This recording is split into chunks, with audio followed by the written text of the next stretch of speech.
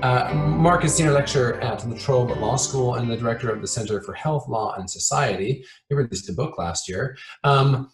Before we get too much into the book or into the details of the center, I just wanted to give a quick trigger warning to those out there. There's a lot going on in the world right now, and a lot of people have a lot on their shoulders. Mark's world deals explicitly with death, dying, and the dead. So if you feel like that might make you uncomfortable or stir up unwanted feelings, we won't hold it against you or anyone for exiting the session. So that's a quick heads up. Now the big question that I've given you that, hey, Mark, why did you get interested in death?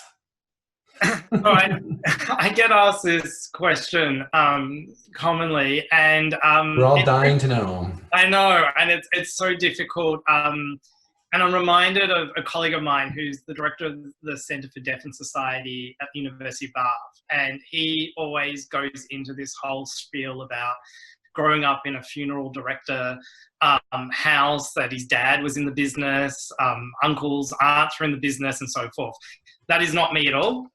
I have no family members involved in the deaf industry. I watched a lot of horror movies, but I don't think that like explains it. I don't write about zombie films at all. It's hard to say. I think I came through death. What about 6 Feet Under? That was a good show. That was good, and I did actually, I watched that, and so maybe 6 Feet Under might be the origin story. But I, in my previous degrees, I did a Masters of Arts degree looking at cultural studies. I read a lot of philosophers, sociologists, and got really into their writings on death. And they would start writing about death kind of towards the end of their life. And I always wondered, why did it take them so long to get to death? Like what is about this? And then that was at Sydney, and I came back to Melbourne, and I was fascinated when I found out that the Queen Victoria Market in the city was built on top of Melbourne's first burial ground. So when the British invaded Melbourne, they set up, there was these marshlands, and they set up the first cemetery on the site that was the Queen Victoria Market. And archaeologists have found all these bones buried underneath there, and that's why they have so many problems in trying to redevelop the place. Yes, because they're supposed to be renovating and redeveloping, and that's a problem. It's a problem. How do you, excavate all those bodies and safely and bury them elsewhere? So that really kind of took me into this direction of looking at the interrelationship between law, death, dying, and the dead. Okay. And so what is the relationship? It's really complicated. I think the law is everywhere. That's really the thrust of my research. What I want to tell people is when you think about death, you should be thinking about law. And, everyone should be aware of their legal rights and what they can and cannot do. So think about it as simple as registering a death. That involves legal processes, going down to the Register of Births, Deaths and Marriages. And people often tell me that, even people who do research in this field, they say they didn't realize how difficult, how bureaucratic things are when someone dies, whether it's estate management, whether there's a coronial investigation, which is my main focus of my research. What kind of investigation? A coronial investigation. So the coroner, the coroner. Okay, yeah. We've all learned a new word today, I think. So the coroner is a death investigator, and sometimes it's called death investigation. And coroners will do an investigation into an unexpected, sudden, violent, it could be death, unnatural death. And they're trying to find out the facts of how someone came to their death. So the where, what, when, why, how. Kind of those facts. They're not looking at who might be guilty of a crime or who's legally responsible for the death, but more how did the death come about. And we've inherited from colonization. So if you look at anywhere where the British colonized in the world, you'll find the coroner. But in other countries, you'll actually find a medical examiner. So it's slightly different. And in America, it's really hybrid. You've got some places that have medical examiners, some that have coroners. Some are elected, some are appointed. So it's quite So elected. Okay.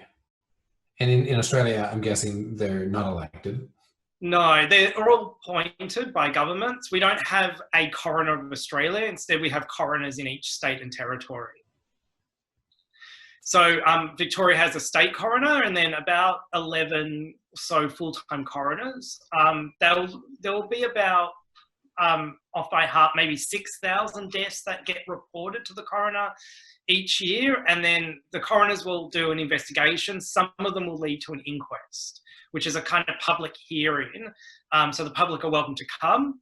And it's a forum by which people come together to help the coroner determine what happened. So the public is welcome to these? What does Yeah, that well, look like?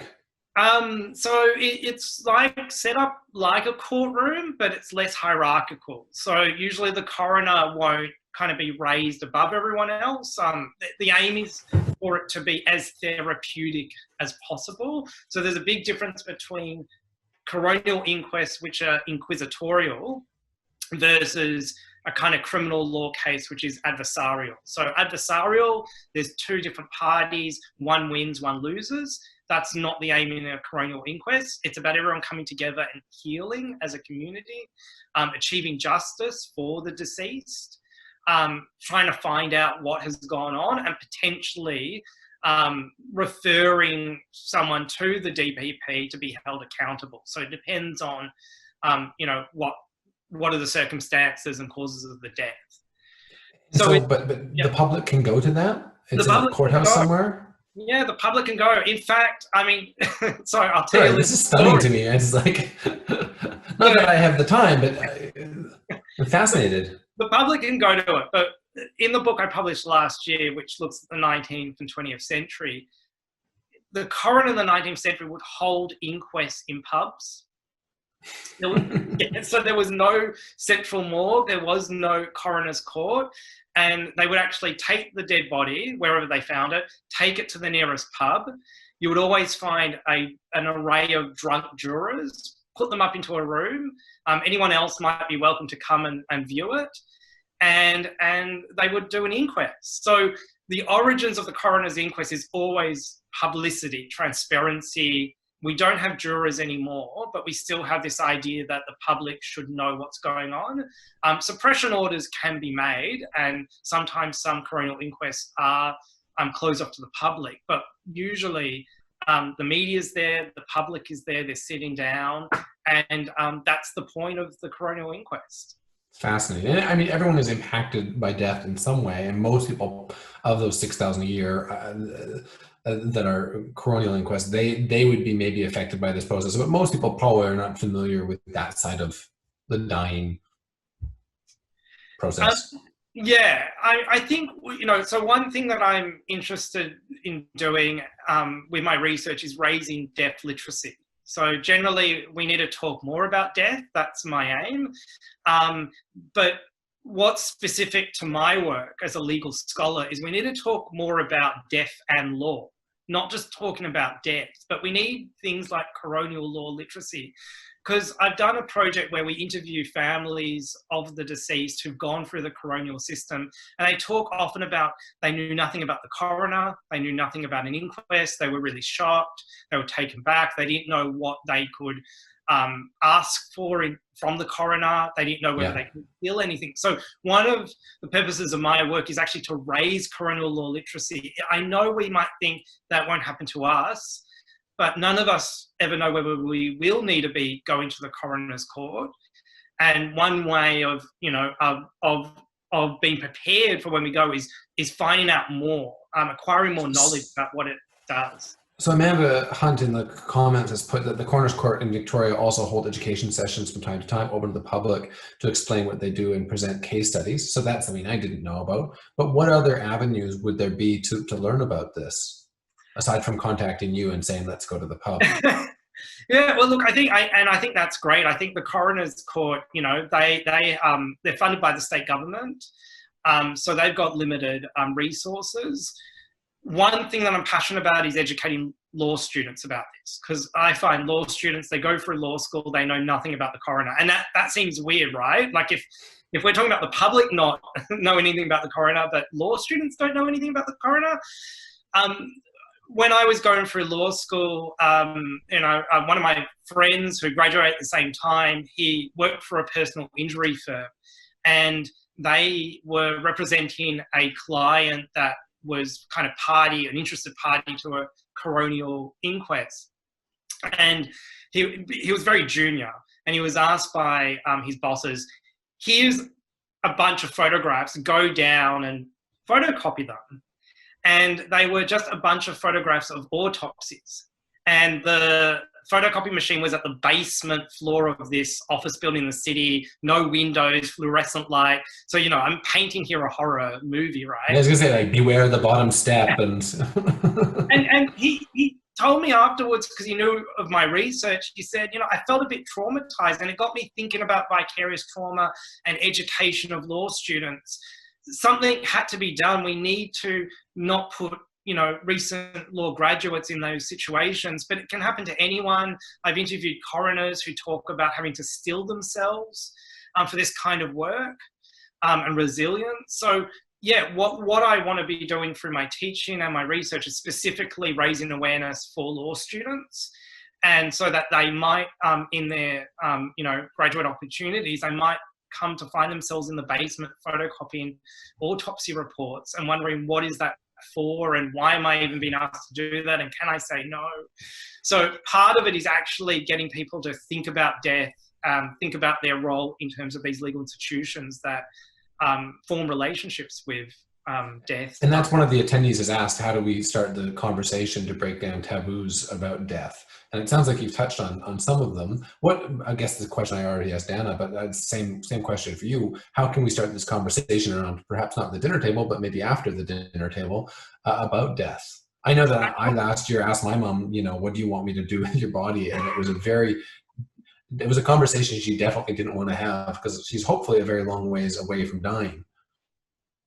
Yeah, it's really hard, and I find it really difficult to have those conversations with my parents as well. And yet all my work is in the realm of death. So they kind of don't know how to talk about my research with me, which is kind of funny and ironic. I think education is a way, but we need to do more than that. And so there's numerous kind of grassroots organizations out there that run things like deaf cafes and deaf salons. There was a group that I was involved with called Portable. I was on their advisory committee, and they were looking at how they can meet design and user experience with kind of talking about deaf, which was quite unusual. They were talking about apps. One of them they had was like a kind of deck of cards, and you can use this app to start conversations with other people about death and dying. So I think there's numerous ways we can kind of start the conversation, but we all need to maybe recognize it's not a taboo, that we see it all the time. We see it on the TV. I think COVID has made talk about death more obvious, but I'm not sure if it has in a good way. So, one of the dilemmas that I'm dealing with at the moment is thinking about the juxtaposition by, on the one hand, government seeing COVID as an exception, as an anomaly, but on the other hand, death as an inevitable part of life. So there's been a lot of talk about death. Has it been done in a good way? I'm not too sure, but it has started a conversation. And what I've heard is that there's more people going to deaf cafes, deaf salons, wanting to talk online in forums about death, anxieties of death, fears of death, but also maybe celebrations of it. Fascinating. I love talking with researchers and finding about this world that I didn't know existed. That's amazing.